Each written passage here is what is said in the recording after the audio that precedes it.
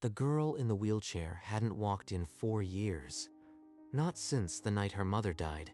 But tonight, a waitress would change everything with a single whisper. At Sheikh Marwan's dinner, an elbow tipped a crystal glass. It shattered like a gunshot. "You clumsy fool.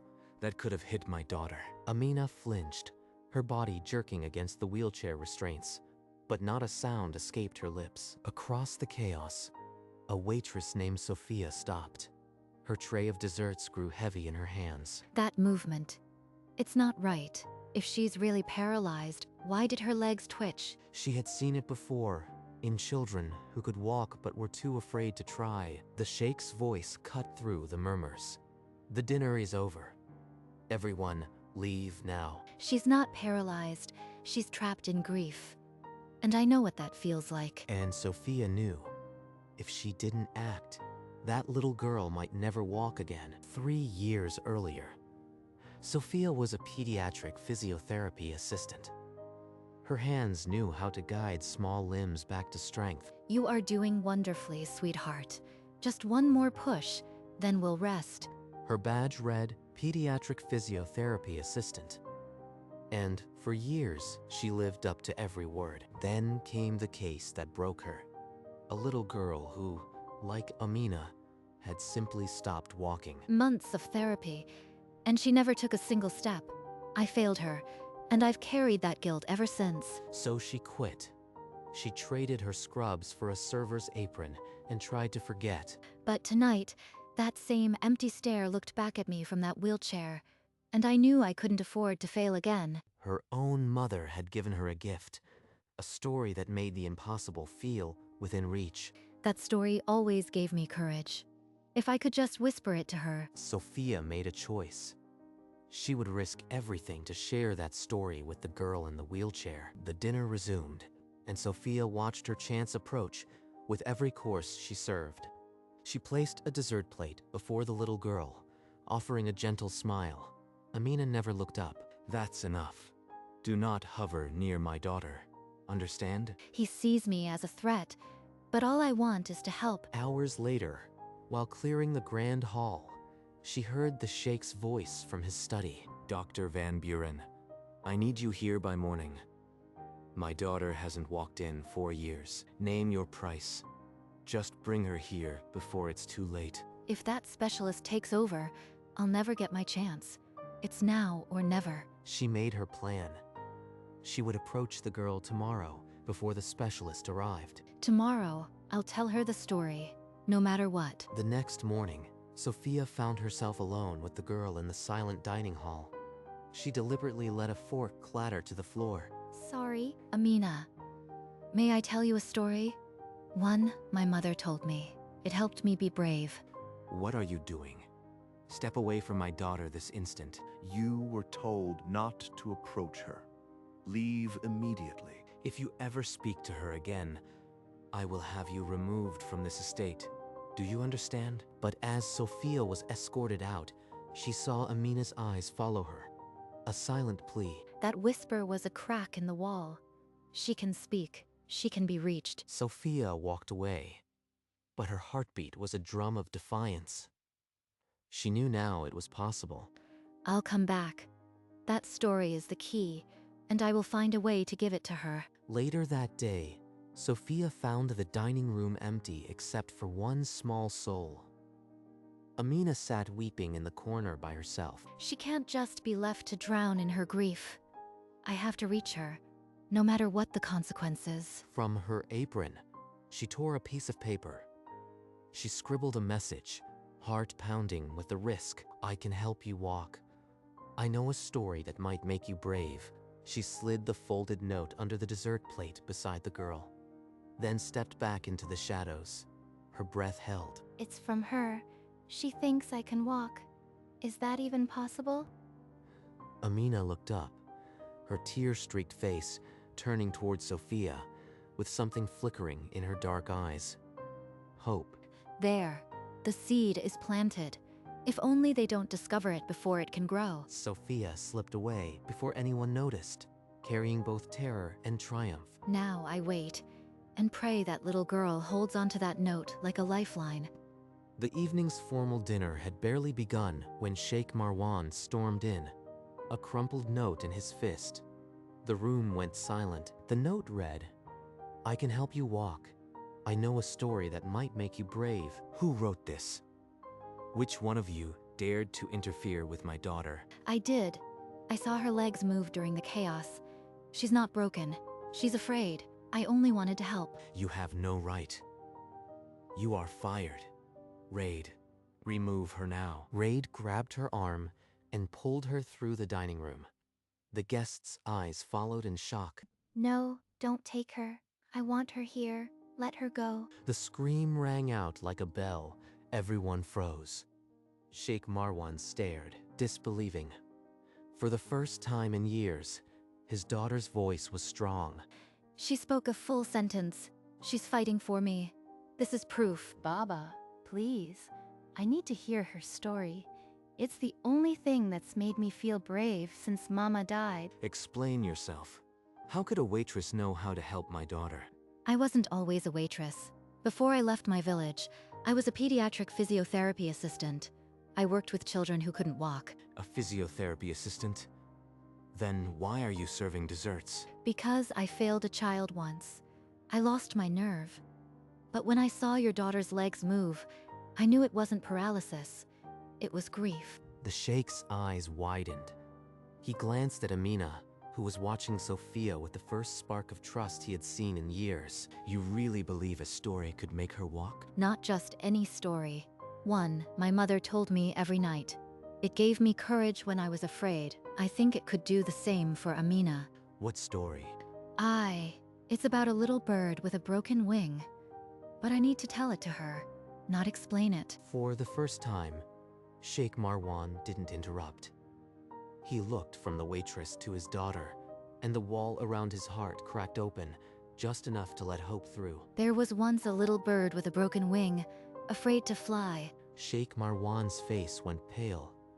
Those were the exact words his late wife Layla used to whisper to Amina every night. Where did you hear that story? My mother, Elena, told me this story every night when I was a child. Why do you ask? He sank into the nearest chair, his mind reeling. This couldn't be coincidence. The little bird. Did it have a white bandage on its wing? And did the story end with the bird flying to a golden sun? Yes, exactly those words. How could you know? That part was only in my mother's telling. Because my wife, Layla, she told that same story to Amina every night, word for word, the same details. Mama would say, the little bird with the brave heart, and then she would kiss my forehead. Sheikh Marwan rose unsteadily and spoke in a voice thick with emotion. There is something I must show you both. Come to my study. In the dim light of his study, Sheikh Marwan opened a worn leather album, its pages yellowed and fragile. This is Layla as a child. And the girl beside her. Do you recognize that face? Sophia's hands trembled as they took the album. The small, smiling girl next to Layla was unmistakable. That's my mother, Elena. She looks exactly like the photo I keep by my bed. How is this possible? Layla always spoke of a friend from the village. They were inseparable. She called her Elena. Amina leaned forward, the wheelchair creaking. Her eyes moved from the photograph to Sophia and back again, wonder dawning on her face. So, our mamas were friends? Like sisters? The sheikh nodded, a tear slipping down his cheek. He turned the page, revealing a picture of the two young women, years later, one holding a tiny baby. My mother never talked much about her childhood, but she always said she had a sister from another mother. I thought it was just a saying. In the dust of that old album, fate was rewritten. Sheikh Marwan looked at Sophia, and for the first time, he saw her as a gift. Layla said this story was her legacy. She told Amina every night, hoping it would make her brave enough to face anything. My mother did the same. She would whisper, "The brave little bird," and kiss my forehead. I never knew why those words felt so sacred until now. In that moment, the source became clear. There was only one place that story could have come from. the old village healer who tended to both families. Layla once told me about a woman under the big palm tree who would gather the village children and tell them stories of healing and courage. My grandmother knew that woman. She was famous for her voice and her bandages. She must have told both our mothers the same little bird story. Sheikh Marwan closed the album and looked at Sophia with a fierceness born of hope. Then, tell her the story now. Sophia, you have my blessing. If anyone can reach her, it is you. Baba, you believe? You really believe I can walk? I believe in the story that united our families, and I believe in the woman who carries it. And so, in the quiet of that study, with the ghosts of two mothers smiling down, Sophia became something more than a waitress. She became the bridge between grief and motion. The next morning, in a sunlit therapy room, Sophia knelt beside Amina's wheelchair and prepared for the hardest task of her life. Let's start small. Wiggle your toes, Amina. Just a tiny flutter, like the brave little bird testing its wing. The girl's brow furrowed, and beneath the blanket, her toes curled. A miracle in miniature. Now your legs. Lift them, one at a time. The bird had to stretch before it could fly. Her legs rose off the footrest, quivering but strong. But when Sophia led her to the walker and asked her to push up, the whole world stopped. Take my hands, Amina. Stand with me. I won't let you fall. No, if I walk, if I move, I'll forget her face. I'll forget Mama. I'll lose her forever. Her body can move, but her soul is chained. She thinks walking means abandoning Mama. From the doorway, Sheikh Marwan watched, a single tear tracing his cheek. He understood, too. The paralysis was love turned inward. I need more than exercises. I need a way to show her that walking isn't forgetting. It's carrying love forward. Sophia led Amina away from the walker to a sun-drenched quiet corner.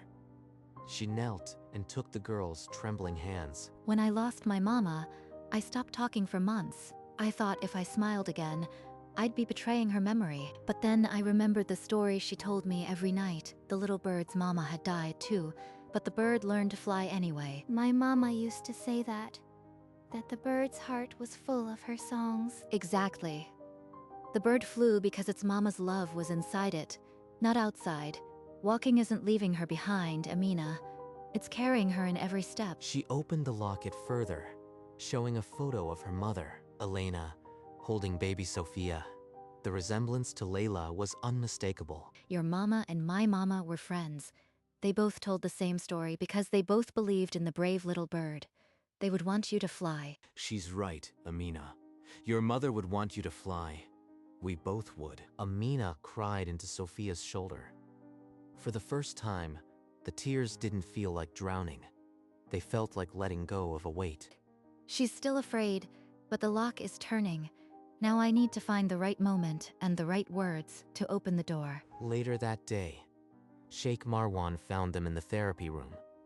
His face was a mask of exhausted hope.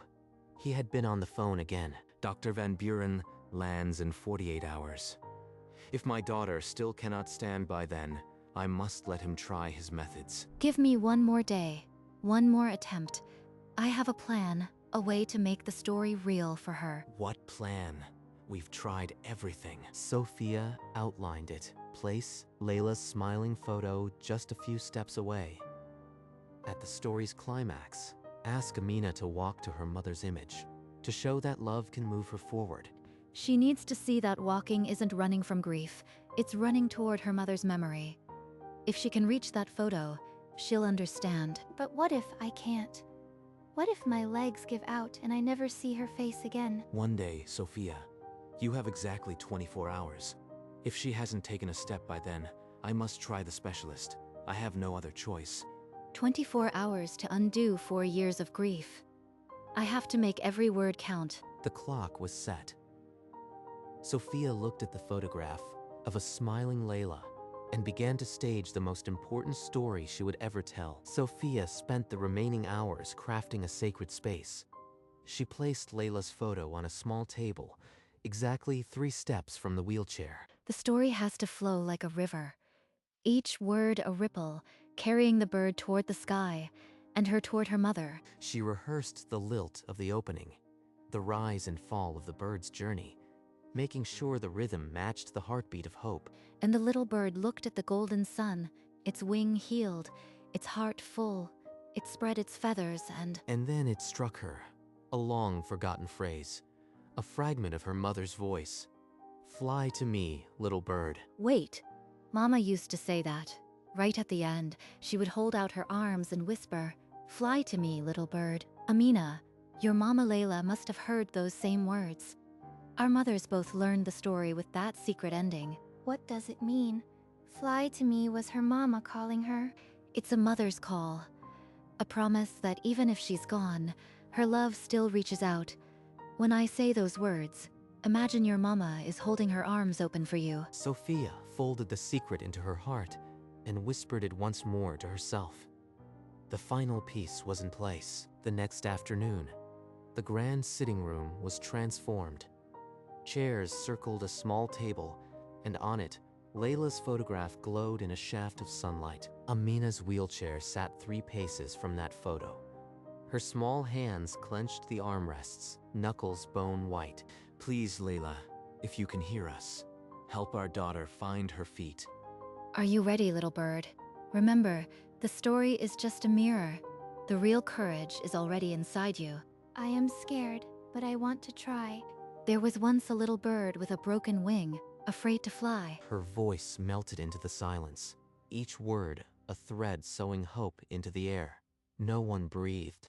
But deep inside, the bird remembered the sky. It remembered the sun on its feathers, and it knew its mother's song was still singing in its heart. Amina's eyes never left the photograph. Her lips moved silently, mouthing the familiar words. Her heart hammered against her ribs. The story was racing toward its end, and the whole world seemed to hold its breath. Fly to me, little bird. The words seared through Amina like a brand. A sharp cry broke from her chest, raw and desperate. Her knuckles whitened on the armrests. With a shudder that racked her whole frame, she pushed herself upward. Sophia's hands hovered, ready to catch her, but she did not touch. This victory had to be Amina's alone. Inch by agonizing inch, the girl rose. The wheelchair creaked behind her as she straightened her legs and stood. 4 years of stillness shattered in that single, impossible moment. The first stand of a child who had forgotten what standing felt like. A collective gasp sucked the air from the room. Sheikh Marwan's hand flew to his mouth, a sob trapped in his throat. Oh, Layla, she's standing. Our little girl is standing. Amina swayed, her face contorted with effort and fear. But she locked her eyes on her mother's photo and held on, refusing to sit back down. She was upright on her own 2 feet. But the true miracle, the first step, was still 1 heartbeat away, waiting to be claimed. Just 1 step. Amina, right there where your mama is waiting for you. Her foot rose, trembling, and touched the floor. A sound softer than a whisper, yet louder than a scream. Then another step, and another. Her body swayed like a reed in a storm, but she refused to fall until her fingertips found the photograph. And with a raw, guttural sob, she clutched it to her chest. Sheikh Marwan lunged forward, wrapping his arms around his daughter for the first time since she was small enough to carry. The room erupted. Cheers, prayers, and the sound of years of silence breaking open. A moment later, Amina reached for Sophia, burying her face in the waitress's shoulder as the two wept together. On the carpet, a lone footprint marked the spot where grief released its hold and courage took its place. The little bird had flown, not away from her mother, but straight into her arms, and the billionaire's daughter, who hadn't walked in 4 years, had finally taken 1 step. As the sob softened, Sheikh Marwan stood, tears carving paths through the dust of old grief. He held his hands out to Sophia. You gave us back our daughter. I have no words. Name any reward, anything within my power. It is yours. Sophia gently settled Amina back into her wheelchair, though the girl's fingers still clung to the photo. Then she looked at the sheikh. There is only one thing I want. Help me go back to my mother's village and help the children there, the ones trapped in their own fears like Amina was. The simplicity of her request pierced him deeper than any grand reward.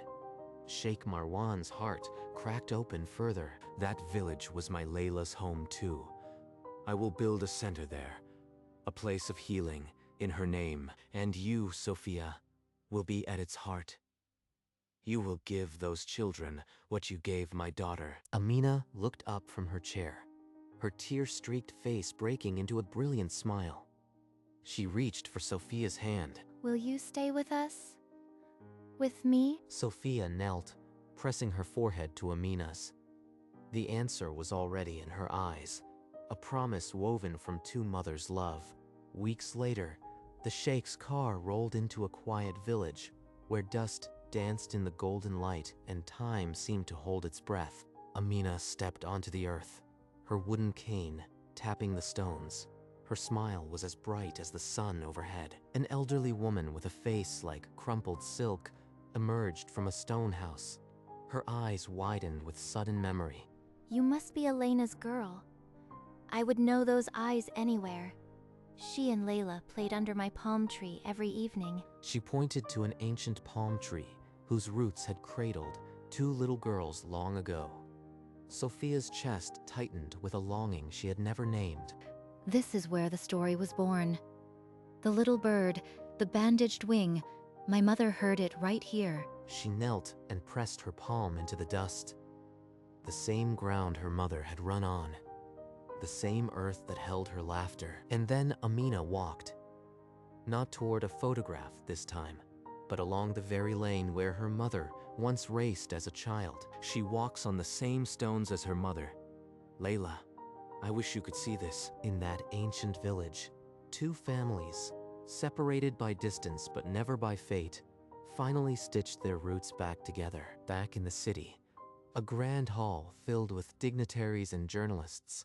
A velvet-draped banner awaited unveiling. Sophia stepped to the microphone, her hands trembling, but her voice clear as a bell. A story about a little bird taught me that love is a bridge between generations.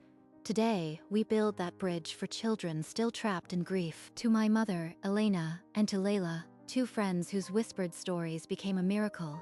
This is for you. Sheikh Marwan rose, his voice thick with gratitude. He pulled the cord, unveiling the foundation's name for all to see. Sophia will serve as the head therapist and ambassador of this center. Her hands and her heart will guide its mission. The room erupted in applause. Amina, seated in the front row, clapped until her hands were sore, her eyes on Sophia like she was a superhero. Sophia, you are going to help so many little birds fly. From a waitress to this. Mama, I hope you see this. I'll carry your story to every child who needs to hear it. The Layla Al-Rahman Foundation was born, and with it, a legacy of love whispered through stories would now echo in the lives of countless children. In the weeks that followed, the mansion garden became their sanctuary. An old oak tree spread its branches over the same spot where Layla once sat. Amina no longer needed the cane. She walked to Sophia each evening, stepping over roots with the ease of a child who had shed her cocoon. Do you know what I dreamt last night? Mama was smiling at me under this tree. She said, she sent you to me because you knew her story. She did send me. Our mothers were the bravest little birds, and they taught us to fly. Now we get to fly together. Will you always stay, even when the foundation gets busy? I am not going anywhere. I promised your mama, and I promise you, I will be right here, always. They leaned into each other. Two souls stitched together by loss, by words, by an unbreakable thread of love. Amina closed her eyes, feeling the grass under her bare feet. The ground that once felt forbidden now felt like home. Look at her, Mama. She's flying. Thank you for sending me to her. The old wheelchair sat empty among the roses, a forgotten cocoon. But the little bird? She was soaring, the screen softened with a golden memory. Two little girls laughing under a village tree, an old healer smiling behind them. Not a billionaire's ballroom, not a wheelchair, just dust, sunlight, and a story being born. The healer's voice, now only wind, still whispered the same words that would one day make a little bird fly. And so, from a whisper passed through two mothers, a miracle was born. Love never dies. It only changes form. It becomes a story, a step, a foundation, a bond that not even death can break. The Layla Al-Rahman Foundation logo appeared, a bird in flight beneath her name. Across the world, in a quiet village, a tree still stands where it all began, because courage is never loud. It is a whisper at a dinner party. A note slipped under a plate, a single step. Remember, the smallest voice can start the greatest journey. Fly, little bird.